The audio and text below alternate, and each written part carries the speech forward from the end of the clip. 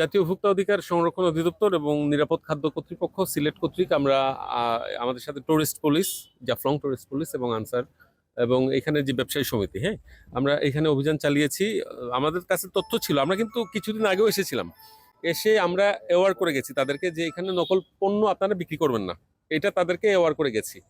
তারপরও আজকে হুট করে আসলাম, আজকে ইনফরমেশন নিয়েই এসেছি যে এখানে আমাদের কাছে তথ্য ছিল যে এখানে এখানে নকল পণ্য বিক্রি করা হচ্ছে এখানে। তো আইসা আমরা যেটা পাইলাম আমরা হাতে হাতে পেয়েছি, যেমন জিরা, নকল চাল, এগুলা নকল প্রোডাক্ট বিক্রি করা হচ্ছে এবং কসমেটিক্স এবং নকল প্রোডাক্ট বিক্রি করা হচ্ছে এটা। এবং তাদেরকে আমরা আগেও সতর্ক করেছি, সতর্কতা তারা আসলে শুনে নাই, এর জন্য আবার আজকে জরিমানা করেছি এবং পরবর্তীতে যদি এটা তারা করে আবারও আমরা কঠোর পদক্ষেপ নিব এই বিষয়টাতে। এই আর কি, আমরা আমরা চাই যে এখানে কোনো ভেজাল পণ্য যাতে না থাকুক, এটা আমরা নিরলসভাবে আমরা কাজ করে যাচ্ছি। হ্যাঁ, অবশ্যই অব্যাহত থাকবে, আমরা প্রতি মাসেই আমরা অভিযান চালাবো এরকম আর কি, এটা আমরা আশা করতেছি এই আর কি।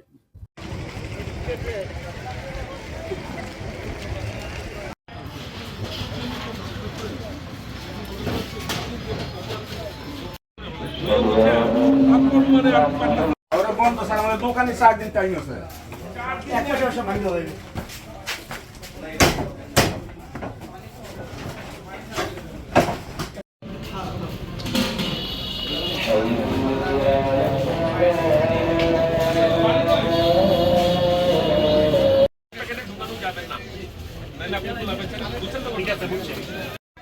I called my cousin. He is coming.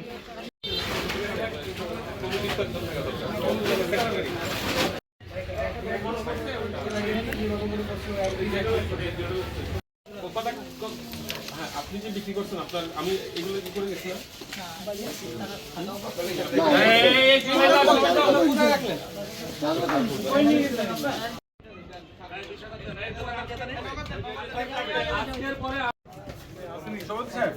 আমি এটাকে 40,000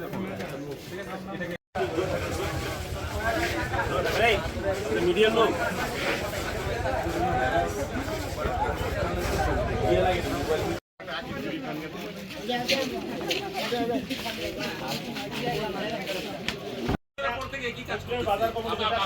জানেন আমরা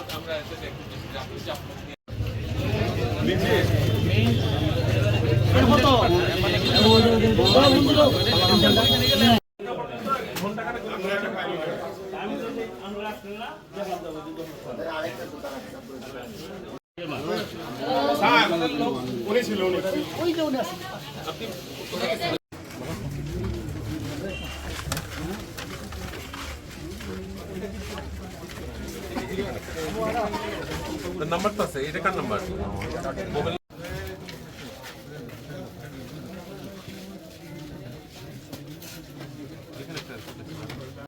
খালি প্যাকেটটা তারা ঢাকা থেকে প্রিন্ট করে নিয়ে আসে, এখান থেকে জিনিসটা খারাপ না, ঠিক আছে, এগুলা এই করে, কিন্তু এটা তো ঠিক না, মানুষকে এটা বিভ্রান্ত করতেছে কিন্তু, ঠিক আছে, এখানে একটা